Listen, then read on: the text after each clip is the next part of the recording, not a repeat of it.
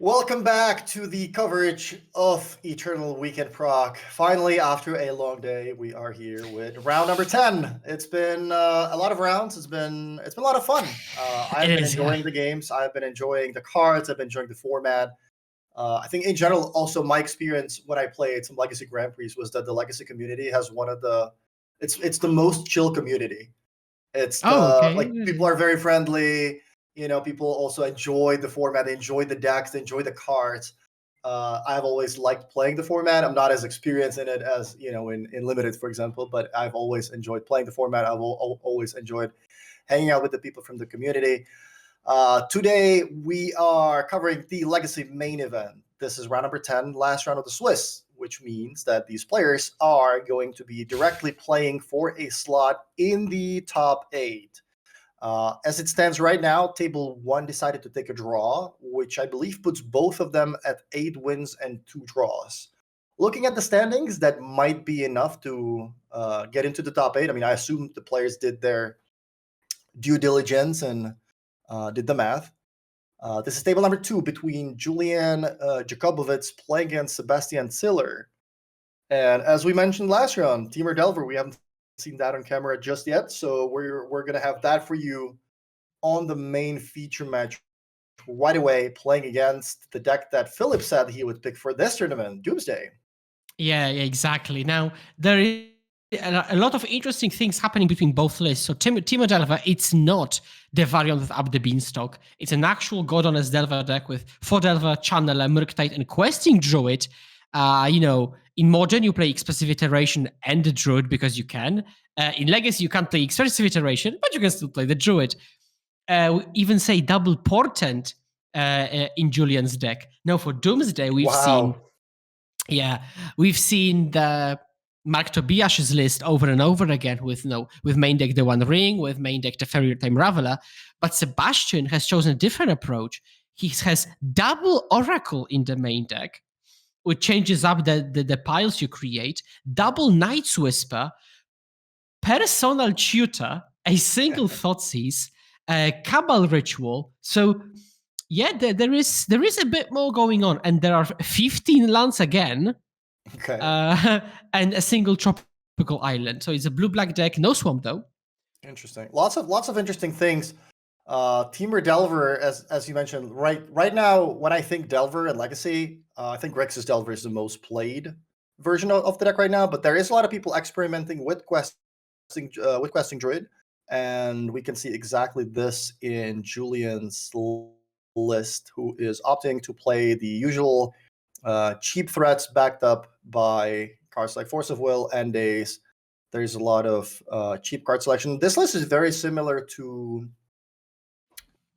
I think it was Javier playing. No, Javier wasn't Grixis. I think that was another player playing something very similar. 2 copies of Meltdown in the sideboard. We did see some artifacts deck Meltdown doing a lot of work there. Other than that, a pretty typical list. 10 years ago, if you when you talked about Rock Delver, they played cards like Stifle to stifle fetch lands, and they tried to deny your mana with Wastelands. I mean, and they play Nimble Mongoose. Right. Yeah. Those were the days. Yeah, Nimble Mongoose was certainly a card. Tarmogoyf in there as well. Now, I will spoil a bit of fun maybe up front, but okay, maybe no. I can tell you that the sideboard of the Doomsday deck is spicy. So okay. I cannot wait to get into sideboarded games to be able to talk about that. but it's going to be wild. But let's get into the game. We've got turn 1 Bobble U. Now, Bobble U is tricky in a fetchland format because if you look now, the opponent will probably fetch it away anyways. But you might just need the information before you ponder. Right? Because for example, if you see Unholy Heat, do you even keep it or you shuffle? Like here, you see Lightning Bolt. We're not sure what Julian saw, but he maybe knows that, okay, Bolt isn't going to do it. And this is a closed decklist tournament, but this is also a 10-round tournament. These players have been at the top of the standings for quite a while. So there is a chance that they have seen each other, maybe sitting next to each other at the top table. So they might know what's going on already. But there's also a small chance that they do not.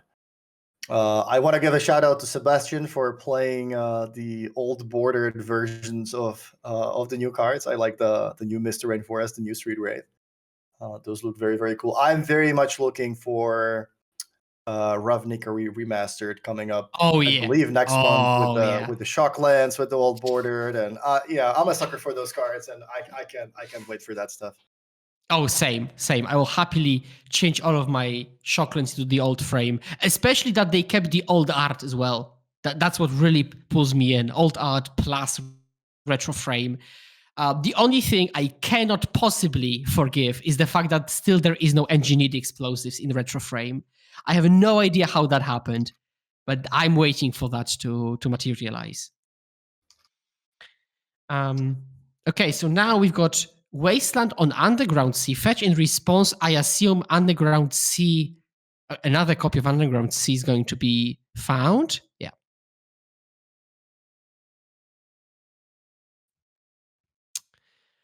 Okay. And in response, Wow. oh, that's really good. Edge of Autumn in Nice. response. Edge of Autumn sacrifices a land as a cost and cycles. So now it was basically free because your land would be destroyed anyway. So that's pretty decent. The hand is Lorien Revealed, Force, Doomsday, land. So it's not the best. We might see just turn 3 Slam Doomsday. So that could possibly happen. Yeah, I wonder if the players do actually know what's going on. Obviously, if you're Julian, blue-black duels, Edge of Autumn should give it away, right? That's a card that you only really play in the Doomsday decks for the Doomsday piles to try to get the win right away. So Julian should have a pretty good idea what he's up against. Oh, and there is Daze. Daze is great at punishing that turn 3 tap out Doomsday. One of the worst feelings that you sometimes have to swallow is forcing the opposing Daze, because it feels like, if only I just had one more mana, but instead I have to waste 2 cards to counter it. Okay, put to back, fetch land. Is this a win-in? Yes, we believe it is a win-in. I think it's extremely likely. It's a stable 2. Table 1 decided to draw. I think there were 8, maybe, I think there were 10 players on X and 1. So I think the way it looks like right now is that everybody has to play at X and 1. And there's going to be 2 players with 8 wins and 2 draws, at least 5 players with 9-1 record, and then maybe somebody squeaks in with 8-1-1, something along those lines. Wow, we're watching Force of Will on Delva, even though Sebastian is at 16 life. That is a very aggressive Force of Will. Very aggressive. So maybe he's not looking to slam Doomsday just yet. Yeah, it looks like Sebastian just wants to buy himself a lot of time. A lot of time. Yeah, realizing, Julian's down on resources, hasn't found a threat yet, but there is double Murktide and a Channeler in Julian's hand. Yeah. So you could take days to know that you can slam. I mean, even if you don't take days, you can slam Doomsday next turn potentially. Well, yeah, that's a tough spot, yeah. Yeah, I think taking days here makes sense, since if you take one of the Murktides, your opponent's going to be able to play the other one. Plus, it also doesn't really work with, you don't have that many cards in your graveyard to delve it away. This way, you leave your opponent with 3 creatures. Wow. That means no interaction. They also can't really play them at the same time, so they're going to be stuck playing one threat every single turn, which should give Sebastian enough time to try to go off. Also, I'm not sure if the results are correct, because according to Melee, Sebastian is actually undefeated. So he's 8-0-1 rather than 8-1. Okay. Julian is 8-1. So actually, Sebastian is still undefeated, hasn't lost today.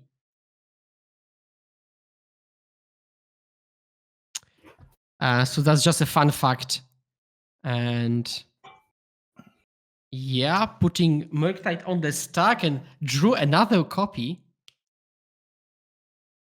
All right, so figuring out what exactly to delve away. I think here probably the idea should be that you want to make the creature as big as possible. I guess you don't really know it's Storm just yet. It could be like Death Shadow, right? The cards are very similar. That is true. Although Edge of Autumn gives it away, I think. Oh yeah, that's fully. what I'm right. Okay, so I think the idea here should be that the Murktide should be as big as possible. Like you want to put as much pressure on your opponent now, and try to close out the game in the fastest possible fashion. So I'll tell you what I would have done, because there is an argument of keeping spells in the graveyard to make the other Murktide grow the first one. However, if Sebastian double fetches, he goes down to 12. If he Doomsdays, 12 goes down to 6, right? So I think I would have exiled Ponder to make sure that my Murktide kills through half life total Doomsday, if that makes sense. So yeah, that's what I would have done. Make this into a 6/6. All right, Sebastian does go for the Doomsday. So someone as someone experienced with this type of deck, what kind of piles are you looking for here? Is the idea that you want to close out the game next turn, especially knowing that Julian is on 2 creatures in his hand and 1 unknown card? Yeah, so I'm not sure what it's Sebastian's hand, because depending on what's in the hand, if it's, for example, Street Wraith, he might be able to draw into the pile and try to win. I can see him looking at double Thassa's Oracle, which is something that you do sometimes when you want to go Oracle, see what happens, okay, next Oracle, and just kind of brute force your way through. Now, the issue is that you're not playing around interaction that much, you're playing around being dead. And I'm really surprised at the pace at which Sebastian created the pile. That was really brisk. And yeah, and his hand is Daze and Force of Will, so he seems to have everything covered. As long as he survives next turn, I think there should be a pile allowing him to win. And this is the thing, he will, because he will force the other Murktide. If this Murktide was a 6/6 with the exiled Ponder, he would be dead on the spot. But because it's not, it's a 5/5. Oh no, it still triggers. Okay, never mind. No, it still triggers, right? Because Murktide can exile card from the graveyard. So it is still possible that Julian wins, but he has to be able. Yeah, the question is also: are there enough cards in the graveyard too? I mean, we can switch the camera to the to the whole board. View. Yeah, and actually, it was not lethal. He draws Edge of Autumn. He sacrifices the fetch because why not? Draws a card, another Edge of Autumn, float mana, so it's cantrip into cantrip, play Thassa's Oracle, and that's it. Wow. And that's it. So the fact that the Murktide was not a 6/6, I know I've been saying this, but this decided the game. All right, well, that puts Sebastian up a game. Wow. Julian, a little bit unfortunate there, mulliganing to 5, perhaps not finding the right cards. Drawing the 3 Murktides in a row later in the game certainly didn't help either. For game 2, perhaps we can put one of the deck lists on the stream, if not both. If you are the Temur player, what kinds of cards are you bringing in? This should be fairly straightforward, right? Yeah, exactly. So as the Delver player, you've got access to triple Force of Negation, which is great. Pyroblast does not counter the namesake Doomsday, but it does counter Thassa's Oracle and a lot of other things. Blood Moon might be a consideration to try to kind of cheese the win. And Surgical, as we've discussed, might be a way to mess up the pile. But what I'm really interested in is the Doomsday sideboard that I foreshadowed a bit. Because there is a package, in the sideboard of Dottie Voidwalker plus Orcish Bowmasters. Okay, so 4 alternative threats, double Dottie, double Bowmasters. There's also double Shieldred. Okay, so we've got 6 alternative black threats. But now, there is Emrakul, the Aeon Storm, and Sheldok Isle. Wow. Yes. Emrakul, the Aeon Storm, and Sheldok Isle. So what does that do? What are you trying to play around if you board into this type of combo? So basically, as we've discussed today, Dress Down kind of thwarts your win, because even if you play uncounterable Thassa's Oracle with Cavern of Souls, Dress Down stops it. But if you play Emrakul of Sheldok Isle, you still get the cast trigger, right? So, and then you can win from that position. It's actually pretty interesting because let's say you are the Delver player, right? The opponent has like one card in the deck and they activate Sheldock Isle. If you don't play Dress Down, they might play Oracle and win on the spot. If you do play Dress Down preemptively, they might flip Oracle and does nothing. It's a really weird squeeze, and Dress Down does nothing once the trigger goes on the stack, the Oracle trigger. So yeah, it can win through these types of effects. How do you feel as a Temur Delver player about boarding in the counterbalance? It is an interesting proposition because if you put it on one, it shuts off Dark Ritual, Brainstorm, Veil of Summer, but that would hurt you a ton. You could consider putting it on 0, but it counters literally 3 cards in the deck, Lotus Petal and Lion's Eye Diamond. Now, these are important cards, but still. And unfortunately, you cannot play Chalice so that you stop Street Wraith and Edge of Autumn. So I think it's tricky. I think it's really tricky with the Chalice. I don't think you can actually afford to play it. All right, looks like Julian is taking another mulligan, going down to 6. We have seen a lot of mulligans in the last couple of future matches. I guess that is also part of the format. The better your cards, the easier it is to take a mulligan, I think, especially with all this card selection. It's pretty easy to make your land drops with cards like Brainstorm, with cards like Ponder. So a mulligan is definitely not as hurtful as when you're playing standard or when you're playing limited, when those decks typically don't really have that much card selection, and certainly not cards like Ponder and Brainstorm. Okay, now we see a decent opener with Channeler, Trigger, Bauble, Draw, and already have Delirium there. Okay, just preordain. And actually, a common feature of the format is that if you play cantrips, you play for Brainstorm and for Ponder. That's the usual setup. Mm-hmm. But the moment you see preordain, you know something's up. You know that it has to be a combo deck like Storm, like Doomsday, like Show and Tell. We very rarely see preordain in actually these fair Delver shells. Okay, so now we see Delver, Fawn, double cantrip. So Julian has the start he's looking for in this game, right? He wants to open on one of the 1-drop creatures, whether it's Channeler or Delver. If it's Channeler, that's gonna help him fix his draws. I believe right now he's casting the Ponder, and there's a card on the top of his deck that he's looking at with the Channeler's ability, is my understanding. So what he's looking for is the second land. He wants to find a second land, deploy that Delver, sitting on that force, and start pressuring Sebastian as fast as possible. Wow. Okay, so it is a second land, but this one is a weird one. Wasteland does not help him cast his cards.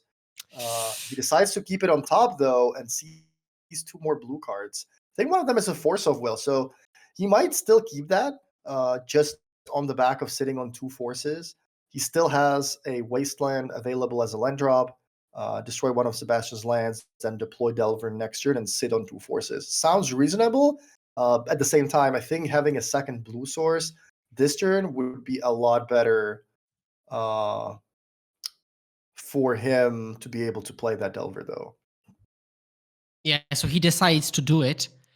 Sebastian could play. Oh my god, he does. He plays Edge of Autumn again. That's such a good anti-Wasteland tech. I mean, Wasteland still works. Like you're 1 land behind, but the fact that you can draw a card for the trouble is just really nice. Yeah, how random is that Sebastian ends up having the Edge of Autumn both times, that Julian ends up sacrificing the Wasteland there, and it's a 3-card Delirium so far. So Julian needs to get a creature in the graveyard, ideally. Plays Brainstorm, trigger from the Channeler. But now he has to hit a... Oh, he does. He also has the Brainstorm as an instant, so that should give him the full Delirium now, because there's an artifact, there's a land, there's a sorcery, and now the Brainstorm will be the 4th card. The question is, did he find a land? I don't think he did. I think I saw Scalding Tarn. I think I did. Yeah, exactly. Yeah. I mean, without a Okay. land, that would be disastrous. But right now, it's actually decent. All right, so this allows Julian, he has to put 2 cards back. So let's see. Put 2 cards back, play the Tarn, play my Delver, which would leave him with 3 cards in hand. But he wants to keep double blue in hand, right? So you can't do that if you want to hold up double fawn. So you either can't play you would have to not play the Delver, I think. This way also, if you play the Delver here, you're not going to have any card selection spells left, right? So you're going to be blindly trying to flip Delver. Yeah, I think you're passing with double fawn up. But remember that there is a classic Doomsday trick that you can do, because Veil of Summer counters counter magic, and we know that. What you could do is start your turn with Veil of Summer, and just imagine, like, you don't have the combo, but you still go Veil of Summer. Your opponent has to counter. They just have to, regardless of whether you have the combo or not. They don't know it. So you can just convert the veils, whether you're bluffing or not, and get ahead this way. So that's something we might see. We actually see the Delver. So Julian says, okay, 1 fawn has to be enough. Okay, ends the Brainstorm just never signals anything good. Okay, so Julian did decide to go with the Delver. I have to say I like it. I have to say that trying to put that, more pressure into play, even if he is forced to use that Force of Negation right now, which would leave him either with only the second Force without the blue card or the Ponder. I think that would be reasonable, because if he's casting the Force, he's also triggering the Dragon's Rage Chandler, right? So he would at least take a look at the top card, which would help him decide, where to go from there. That can help him get the second blue card, or maybe keep the Ponder, try to find out the Force, something along those lines. This is going to be much faster of a clock too, especially if he finds another a way to flip the Delver. Yeah, I think what Sebastian did there is brainstorm, upkeep Lorien Reveal to cycle the cards away, and then take a natural draw step. But what we see here is Delver flip and attack you for 6. This game is going to be over very soon.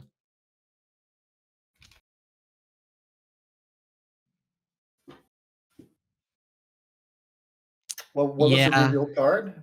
Portent, I think. It was Portent. Okay. So now he's sitting on double Force, right? So yeah, I think you just pass back. I think you just pass back with double Force. But Julian is unsure. I think he really wants to play a cantrip. I'm not sure if I like that, honestly.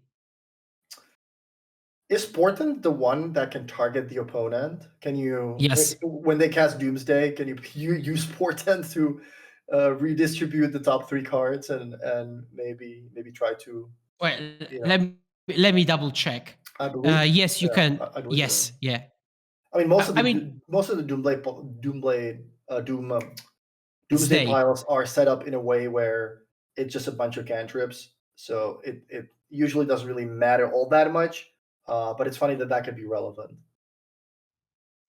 Okay, now we see this Murktide. So basically, we did it the way to draw a Force of Will on the upkeep.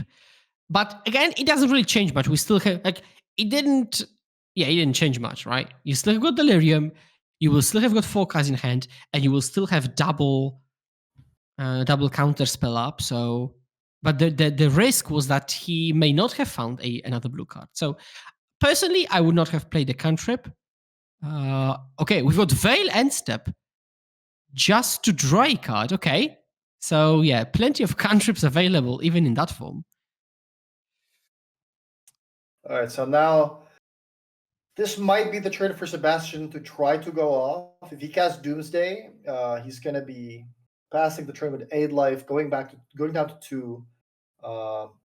In game 1, I would be afraid of Lightning Bolts, as this is game 2, and this is a matchup where my opponent's Lightning Bolts don't really kill anything that I'm going to play, because I'm not really playing creatures other than the Thassa's Oracle. but since I know that, I'm probably not going to be running an Oracle in there, counting on the Oracle's mana value, or the double blue in the cost for me to be able to go off. Game 2, I would not be expecting them to have lightning bolts, because that's the card that usually goes out after sideboarding. So I think Sebastian can feel kind of okay here about just passing the turn, going Yeah. down to 2 and thinking, yeah, I'll probably have another turn after that. Yeah, so had he Doomsday, he would lose half the life total, so he would put himself dead on the spot. So passing the turn does make perfect sense. And now portenting the top. Now Sebastian doesn't know Julian doesn't know what Sebastian's missing, right? So he doesn't really know what he would really like to put on top. Opposition agent, end step. Doesn't block anything. Draw Orcish Bowmasters. So one of the sideboarded threats, but doesn't accomplish much. Yeah, I think he needs some fast mana, right? He needs something like Dark Ritual to be able to Yeah. cast multiple cards, draw deeper into his deck, some card selection spells. Doesn't find it.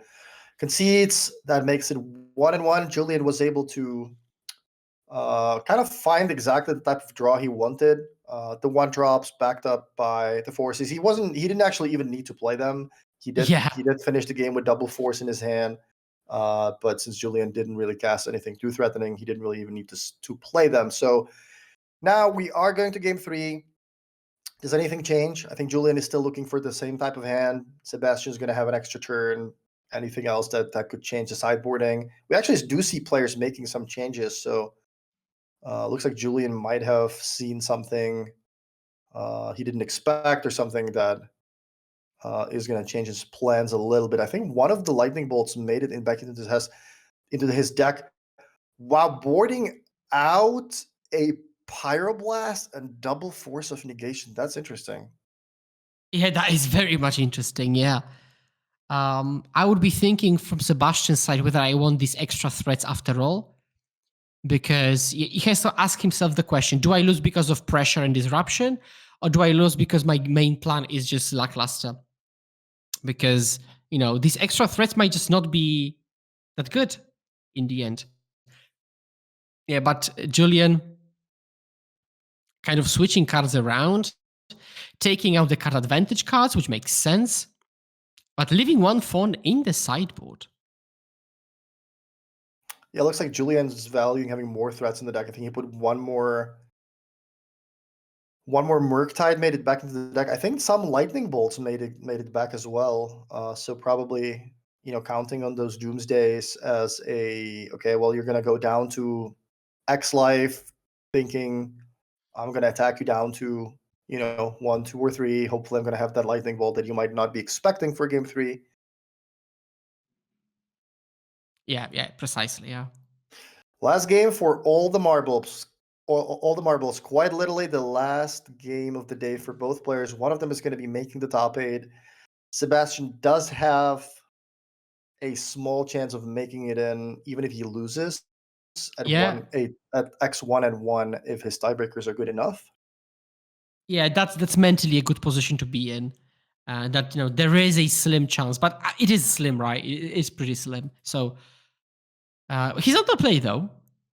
So if he keeps a solid 7, a Mark Tobias adjacent 7, then yeah, he would be good.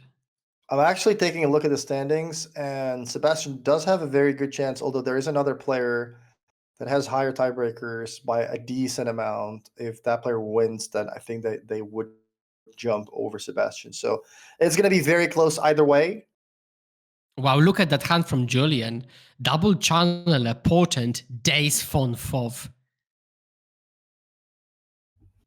And then Sebastian, Spell Pierce. I can see Shieldred. But I think this Shieldred will just be fetched away. And that's the good thing, right? You can bring it in, but if you need to, shuffle it away and don't worry about it. Now, I'm curious if Sebastian fetches out Underground Sea or just a basic island here.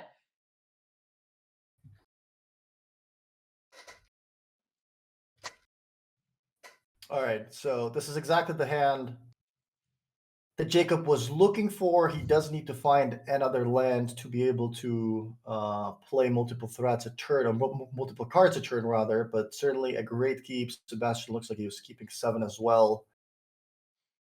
I'm going to start setting up with Ponder. Yeah, off of that basic island. Very nice island there. Ponder, keep everything, draw the card, pass the turn. I expect Julian to immediately slam DRC. I think the best thing he could do is go DRC now, and the next turn go another DRC Ponder, turning Ponder into the best possible cantrip ever with double surveil on it, yeah. Yeah, that's interesting. So if Julian does find a second land, obviously the plan is easy. He plays the Channeler and one of the card selection spells. What if he doesn't find the land? Are you playing the Channeler first, or are you playing the one of the card selection spells to try to find that second land? Well, either way, I guess it's not going to matter now that he's dazing the Ponder. And whoa! So Sebastian pondered, said no shuffle, and he misses on the land. That's huge. That's interesting. That's huge. What was in that top? I guess there was Ponder, perhaps some more card selection pieces. And Sebastian thought that there's a better chance to try to find a second land with that Ponder than to shuffle the deck blindly and draw one more card. But here is another turn of Sebastian actually doing things. Lotus Petal into Dark Ritual into Doomsday. What does Julian think of that? Yeah, double surveil. And still Days 4 backup. So that Force of Will might really come in handy. I really like Julian's position. Yeah. Double threat. We've got land, sorcery, creature, and Fawn as the instant. Spell Pierce back. I think we will just Daze back. And Sebastian's hand is really uninspiring. GG is called. Julian goes to 9-1. What a fast game. Wow, Sebastian kind of breaking there towards the end of the last 2 games, just never really finding anything. Wow. Julian with the 2 openers that he kind of really wants, the fast threat with Force of Will, picture perfect, drawing that second land there as well. So congratulations to Julian for making it into our top 8. I mean, we don't want to get ahead of ourselves, but 9-1 should be locked unless something unimaginable happens. With Sebastian, I think there's still a pretty good chance that he makes it into the top 8 if his tiebreakers hold up. We have one more backup feature match here. Let me try to figure out if he can move on to the other table. It looks like we're joining the players with Mateo on Grixis Delver being up a game against Elliot on Dimir Scam. This will be the last game of the day. Both players are playing for the top 8, 8-1 record. The winner is through to the top 8. The loser probably has to settle down with a top 16. So who would you say is ahead in this particular position? I'm trying to figure out exactly what's going on. There's so many things. There's a Brazen Borrower with 6 counters on the side of the battlefield. I'm kind of trying to make sense of what's going on. Yeah, so we've got Thoughtseize with Dotty Voidwalker on the battlefield against Channeler smashing in, but Mateo is at 8 life. So an interesting position there. Yeah, it's going to take us a little bit to try to figure out exactly, what turn are we in, who has what in play, how many cards in hand. I think Mateo is playing with his hand revealed to the Thoughtseize at the moment. So this looks like it's Elliot's turn, trying to figure out what to discard. Pyroblast. There is the Surgical Extraction. I think that's a Murktide. Yeah, it does seem like it. Yeah, and we've got attack for 3, down to 5. Okay, one interesting thing to note here is that Mateo is on a blue-red source and a wasteland, so he currently cannot really cast too much from his hand. That Pyroblast doesn't have a target. Surgical Extraction with that attack would mean that Mateo would die, so that's not great either. And that Murktide region can only be cast with 2 blue sources. So Mateo is down to perhaps his last possible draw step, which would need to be at least a blue source. Wait, no, not even that. I think right now he's just kind of dead to the Voidwalker, so he needs something like a Lightning Bolt. But it looks like Elliot might be able to find another threat, potentially putting 2 lethal threats in play and just threaten lethal next turn, no matter what Mateo draws. Yeah, we might just be able to tune in to the third deciding game. Okay, reanimate. That resolves. All right. Grixis, yeah, so we've got Shadow on the battlefield. So that Okay. shadow is not particularly big, but with Mateo on 2 life, that's going to be good enough. Pyroblast, is this the reason to play Pyroblast over Red Elemental Blast? Because it says if the permanent is blue, destroy it. So you can target something else, even if it's not blue, and trigger your channeler. That was exactly what Mateo did there. Didn't find what he needed, though, so we're going to be moving to game 3 in this last match of the day. Yeah, exciting. The decider with Grixis Delver on the play. Elliot considering changes to his deck post, for game 3 on the draw. But let's take a look at that deck. So Elliot has a pretty classic combination of cards, but he sided in Death Shadow, which we saw there, for an additional threat. Yeah, we thought that was interesting. Elliot is not only is he playing 1 Watergrave in his deck, he's also playing 1 Watergrave in his sideboard. So perhaps he just values bringing in extra threats out of the sideboard, like that Shadow, that are usually hard to be lightning bolted. It looks like Elliot is going for that exposure, putting his sponsored shirt on to make sure everybody sees him on the camera. He is a popular French streamer. I'm sure most of you know him from streaming MTG Arena on Twitch. And here he is, last round of the day, playing against Mattel Blasi on Grixis Delver. How do you think this matchup usually goes? Is this the type of match where it's an attrition war, last threat standing? Oh, it's super difficult to say. I think each game will play out a bit differently. So it could be 50-50-ish, depending on the draw. And as you said, last threat standing. There could be some games when one person runs away with it. Although that would be more Elliot than Matteo. That's because of the nature of the deck. But yeah, shuffling it up. And I'm really looking at price of progress in Matteos' sideboard there. Because if Elliot leans into the Grixis Shadow or Dimir's Shadow angle and gets blasted by this price of progress, that could be spicy. Yeah, and especially if you don't know, if you don't see it coming. One thing we were discussing about sideboarding is that players typically, shave some number of force of wills, if not all of them, for the post board games. Can you talk us about that? What's the logic behind it?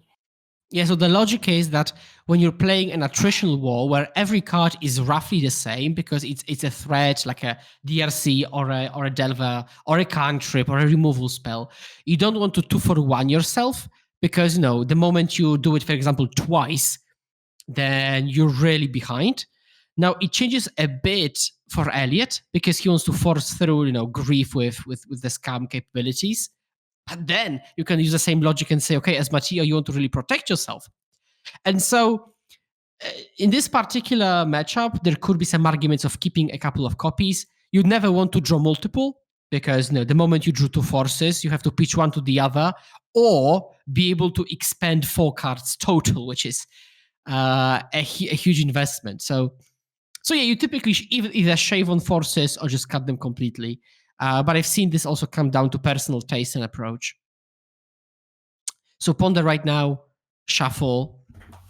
So pretty slow out of the gate. Yeah, both players are starting with the card selection. Elliot using the old school Ponder from Lorwyn. Mateo decides to set him back a little bit with a Wasteland. We know that these decks typically run around 17, 18 lands. Some of which are these colorless lands like Wasteland. So this could certainly be a very impactful play if Elliot doesn't have another blue source, but it looks like he has a blue-white fetch land to me. Yeah. Or maybe Misty Rainforest. But Matteo actually had a fetch land in hand, so he could have opted for Orcish Bowmasters on the previous turn, but he decided that he'd rather Wasteland Elliot. And even now, with the ability to play Orcish Bowmasters, he decides not to and goes with the Brainstorm. So this just shows you that as many people you've got, that many possible routes to victory you could try to take. Very interesting situation. We have some people in the chat asking, when does the top 8 start tomorrow? It starts, if you are at the site, it's going to start at 9 a.m. local time. If you are looking to watch the coverage, we're going to start on a slight delay to be able to, continuously show you matches without downtime. So if you are planning on watching coverage tomorrow, make sure you tune in at 11 a.m. Prague time, which would be there's a 6 hour difference. There's a 6 hour difference with East Coast and a 9 hour difference with the West Coast in the US. So pretty early morning if you are in the US, but you can also just catch back up later on by watching the VOD as well. Yeah. Okay, so now we see Delver of Secrets get Fatal pushed, and now Dottie Voidwalker enters the battlefield, and again we see the situation with Pyroblast that cannot touch it. Counterbalance on the stack, double checking, reading what it does. We don't see that often nowadays.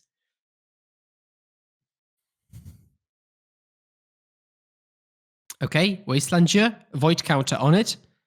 Yeah, this is perfect. Set you back to 1 land. Ideally, that's the amount of mana I want you to pay for your spells now, because my deck is full of 1s. So does Elliot have another blue swords here? I think there's a Misty Rainforest in his hand. Yeah, this is awkward. Do you just blindly cast your spells into counterbalance? I mean, it's not going to get better, right? The longer you wait, the higher the chance that your opponent is going to be able to use something like a Brainstorm in response, put the right card on the top to trigger the counterbalance. So Matteo doesn't even really have to destroy Dottie, but that's assuming he's got his own clock that can outrace it, because otherwise it's going to be pretty tricky. He's got 16 lives, so there is a bit to work with, but at some point he will have to either kill it or put pedal to the metal and try to win on his terms. Murktide Regent, probably the best one to do that. So Watery Grave is found. Watery Grave might be found. Okay, so there are a few options. So let me just double check the list. Okay, so there are 3 underground seas. So if he wants to fetch out a duel, he has to fetch out this land.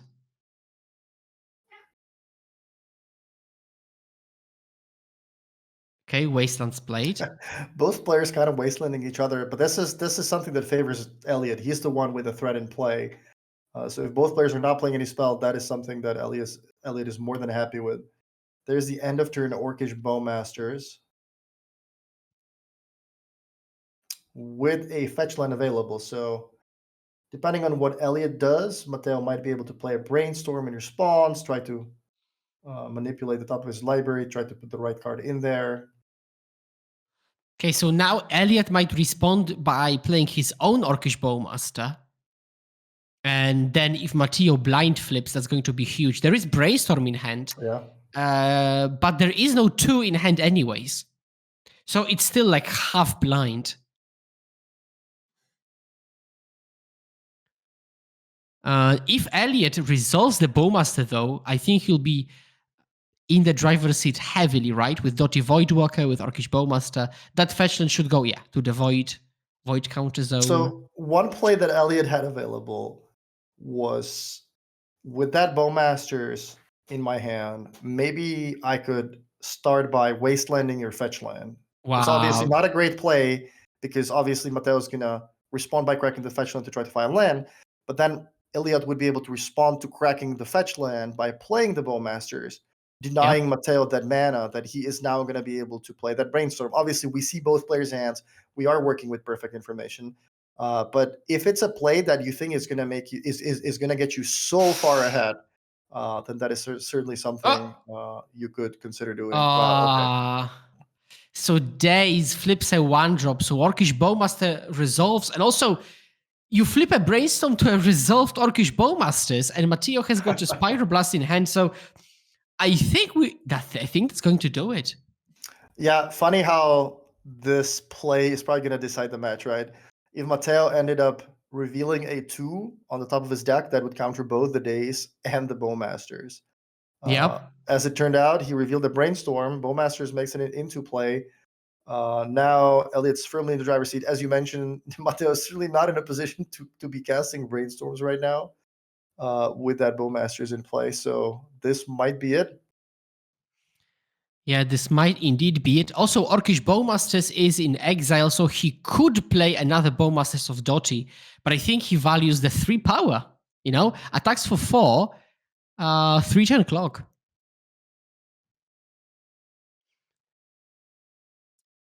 And so 2 more attacks, and he wins this game.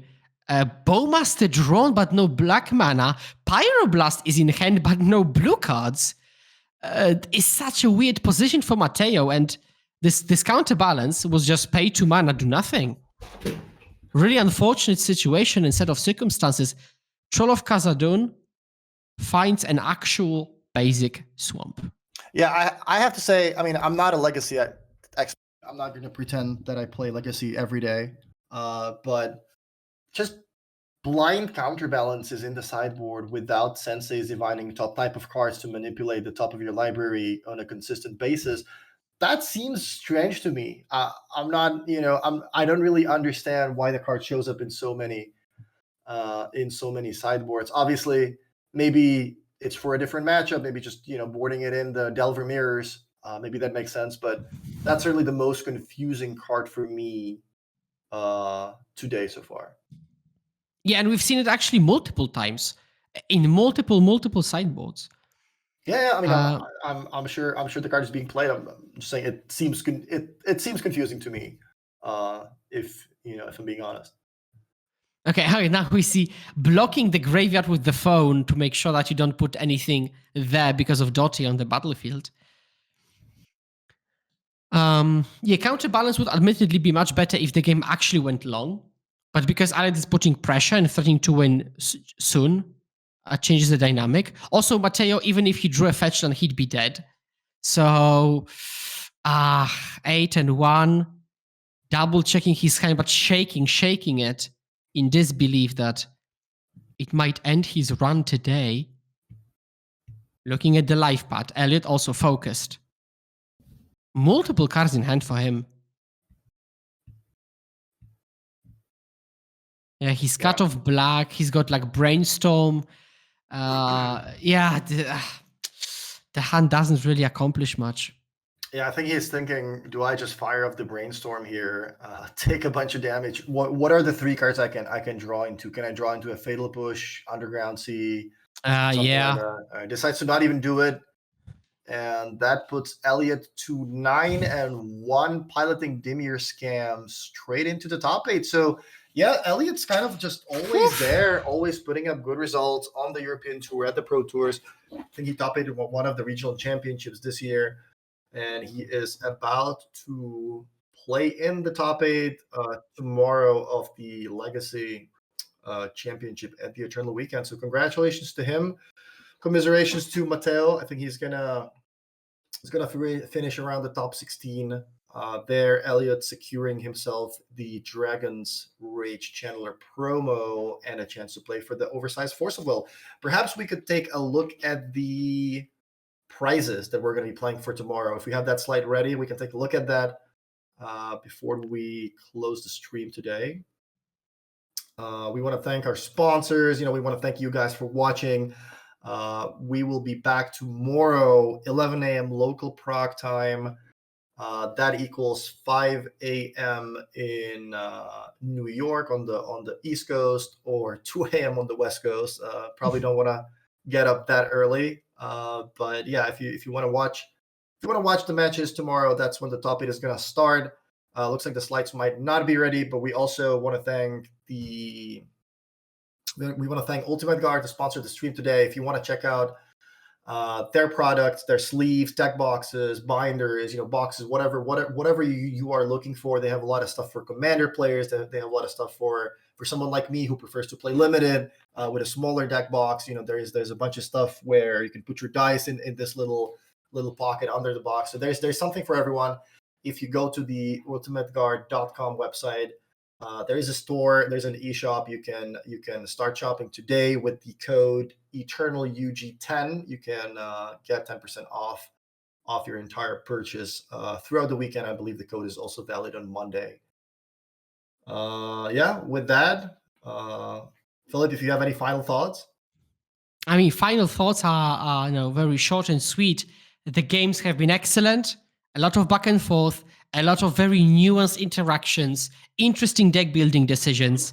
I am beyond excited for tomorrow to watch the highest level of legacy play in Europe that one could experience. So yeah, pumped for tomorrow. If you are interested in the deck list, I'm gonna message our scorekeeper right away, because she is the one who gets to click on that one little button that says publish deck list. So because in the top eight, the players do get deck lists of each other, because obviously now we ran coverage in the top eight. You want to have access to that. So give it five minutes or so, and we'll be able to hopefully make all the deck lists public. You can go to MTG Melee, find the JK. I think there's an entire hub of all the tournaments that happened this weekend. It's not just the Legacy and Vintage main events. There was also an old school event. There's also a modern tournament. I think that's happening tomorrow. So make sure you check that out. We're going to make those deck lists available in a moment. Thank you all for watching. Tomorrow we'll be back 11 a.m. Prague time. We will start with the top 8 of Legacy, followed by the rest of the Swiss of Vintage into the Vintage top 8, crowning the Vintage Eternal Champion for 2023. That's going to get themselves this giant oversized Black Lotus with a special painting. So again, thanks for watching. Thanks to our sponsors. Thanks to everyone. Thanks to you guys that you hung out in the chat. And we will see you tomorrow.